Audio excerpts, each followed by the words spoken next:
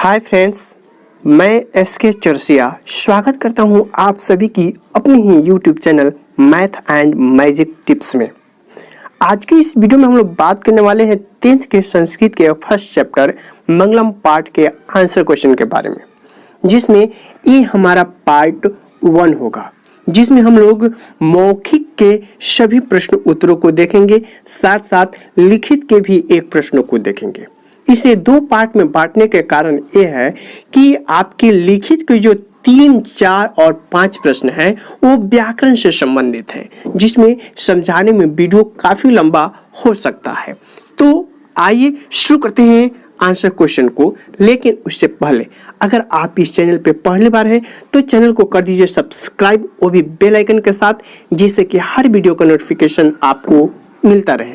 अगर वीडियो आपको हेल्पफुल लगे, अच्छी लगे, तो वीडियो को लाइक और शेयर जरूर कर दीजिएगा। तो आइए शुरू करते हैं आज के इस इंटरेस्टिंग वीडियो को। मौखिक का पहला प्रश्न है एक पदेन उत्तरम वदत, यानी कि एक शब्द में आपको उत्तर देना है। हमारा पहला प्रश्न है हिरण्मयेन पात्रेण कस्य मुखम अपिहितम, अर्थात किसका मुख सोने जैसे आवरण से ढका हुआ है। तो आंसर होगा सतस्य का, यानी कि सत्य का। यहाँ पे षष्ठी विभक्ति श का प्रयोग हुआ है, जिसका कारक चिन्ह का के की होता है, इसलिए यहाँ पे श का प्रयोग किया गया है। यानी कि सच के मुख पर सोने जैसा आवरण चढ़ गया है। आपका पहला ही श्लोक है। अगला प्रश्न है सत्य धर्माय, यहाँ पे आय चतुर्थ विभक्ति का प्रयोग हुआ है, जिसका कारक चिन्ह का के लिए, यानी कि के लिए। तो सत्य धर्म की प्राप्ति के लिए किसको हटाने की बात की गई है? अनृतम। अनृतम मतलब होता है असत्य या झूठ। तो सत्य धर्म की रक्षा के लिए आप झूठ का अंत कर दीजिए, हटा दीजिए। फिर ग प्रश्न कहा गया है ब्राह्मण मुखम केन आच्छादितम अस्ति, ब्राह्मण का मुख है किससे ढक गया है? हिरण्यमय, यानी कि सोने जैसे पात्र से ढक गया है। फिर आपके पास दूसरा श्लोक है अड़ोरणियान महतो महियान, अर्थात कि सूक्ष्म से सूक्ष्म और बड़ा से बड़ा। महतो महियान मतलब कि बड़ा से बड़ा। अड़ोरणियान मतलब सूक्ष्म से सूक्ष्म या छोटा से छोटा। क्या आत्मा जीवों के हृदय रूपी गुफा में निवास करती है? तो दोनों का आंसर एक ही होगा बाबू कि महतो महियान कह, तो उत्तर होगा आत्मा। अड़ो अणियान का, यानी कि सूक्ष्म से सूक्ष्म और छोटा से छोटा कौन है? तो आंसर होगा आत्मा। फिर 4 नंबर प्रश्न है पृथ्वी व्यादे महत परिमाण युक्तात् पदार्थ महतर कह, पृथ्वी पर सबसे महान परिमाण युक्त उपयुक्त पदार्थ कौन है? तो आंसर होगा अणु। कीदृशः पुरुषः निजेन्द्रिय प्रसादात् आत्मनः महिमानं पश्यति शोकरतेश्च भवति, किसके समान पुरुष अपनी इंद्रियों पे विजय पाकर के महान शोक से रहित हो जाते हैं, यानी शोक से मुक्त हो जाते हैं? तो सत्यवादी पुरुष कहे तो या ऋषियः कहे, यानी ऋषि का बहुवचन है ऋषियः, यानी कि ऋषि के समान पुरुष अपने निज इंद्रियों को, अपने इंद्रियों को वश में कर शोक रहित हो जाते हैं। ज नंबर प्रश्न है किम जयम प्राप्नोति, किसकी जय होती है? तो तीसरा श्लोक है सत्यमेव जयते नानृतम, यानी सत्य की जीत होती है, असत्य की नहीं। तो कौन जय प्राप्त करता है? सत्य। अगला प्रश्न है किम जयम न प्राप्नोति, किसकी जय नहीं होती है या कौन विजय प्राप्त नहीं कर पाता है? तो आंसर होगा अनृतम, अर्थात झूठ या असत्य। अंग प्रश्न है का नाम रूपंच विहाय समुद्रे अस्तम गच्छन्ति, कौन अपने नाम को विलुप्त करके समुद्र में समाहित हो जाता है या मिल जाता है? तो आंसर होगा नदः। ये नदी का बहुवचन है, नदी नदौ नदः, इसलिए नदः माने बहुत सारी नदियां अपने नाम को विलुप्त कर समुद्र में मिल जाती हैं। दूसरा नंबर प्रश्न है, एषेतां पदयानां प्रथम चरणम मौखिक रूपेण पूर्यतः, अर्थात आपके श्लोक के अगले चरण को खाली स्थान में भरना है।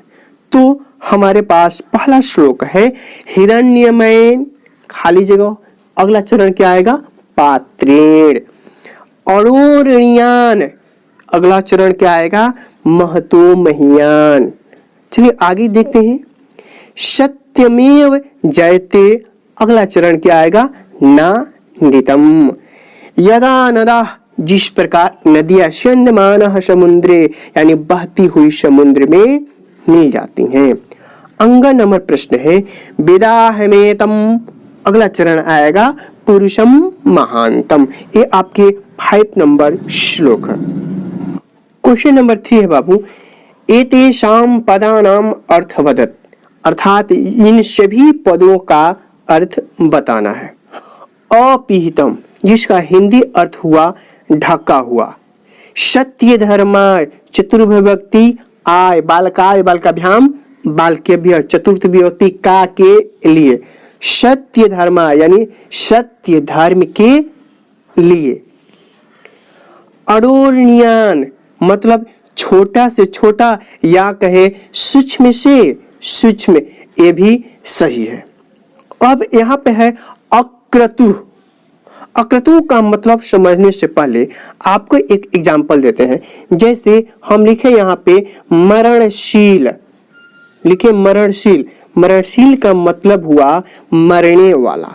अब मरणशील के पहले हम लगा दें क्या? अमरणशील। अमरणशील मतलब नहीं मरने वाला, यानी अ लगा देने के। जैसे यहाँ पे क्रतु है, अक्रतु, तो अक्रतु जाने से पहले क्रतु। क्रतु मतलब होता है अभिलाषा या मनोरथ, जो हमारी इच्छा है। अब यहाँ पे अ लग गया है अक्रतु। अक्रतु मतलब क्या होगा? मनोरथ सफल नहीं होना या अभिलाषा पूर्ण नहीं होना, तो उसको कहते हैं अनासक्त, मतलब वो काम कंप्लीट होने वाला नहीं है। असक्त है, उसमें सक्षम नहीं है। तो अक्रतु का अर्थ हुआ अनासक्त। बीत शोकः यानी शोक रहित। विततः विस्तारित होता है या विस्तार होता है। देवयानः अर्थात देवताओं का मार्ग। अगला शब्द है आप्तकामः, मतलब आत्म कल्याण के लिए। स्यन्दमानः अर्थात बहती हुई। अयनाय, अयनाय मतलब अन्य कोई मार्ग नहीं है। चौथा मौखिक का चौथा प्रश्न है स्व स्मृत्या कांचित संस्कृत प्रार्थनाम श्रावयतः, अर्थात संस्कृत प्रार्थना, कोई भी संस्कृत प्रार्थना आपको स्व स्मृत्या मतलब स्वयं याद करके सुनाने हैं। तो आप 5 श्लोक में से कोई एक श्लोक आप अपनी इच्छा अनुसार उसको क्या कर सकते हैं? याद कर सकते हैं। आइए अब हम लोग बात करते हैं लिखित के प्रश्नों को। लिखित के प्रश्न में भी करा एक पदेन उत्तरम वदत, यानी एक शब्द में हमें उसका उत्तर लिखना है। चलिए पहला का प्रश्न देखते हैं।